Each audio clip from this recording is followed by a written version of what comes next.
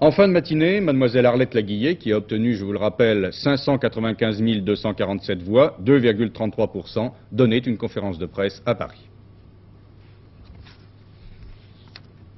Si c'est Mitterrand qui est élu, il est prévenu qu'une fraction non négligeable de son électorat, au moins 5%, se méfie de lui et ne le laissera pas renier ses engagements sans réagir.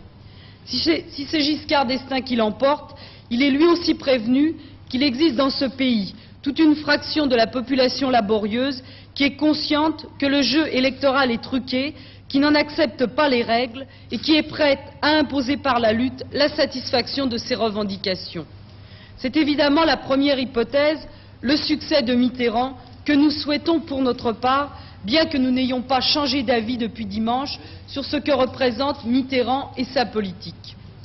Nous préférons en effet voir élu quelqu'un qui se sent obligé de dire qu'il est l'ami des travailleurs plutôt que quelqu'un qui est leur ennemi ouvert. Et puis, nous sommes solidaires des millions de travailleurs qui ont manifesté dimanche par leur vote qu'ils souhaitaient voir Mitterrand élu. Nous pensons que la plupart de ces travailleurs se font des illusions sur Mitterrand et sur la politique qu'il est susceptible de mener. Mais puisqu'ils veulent faire cette expérience, nous sommes prêts à la faire avec eux.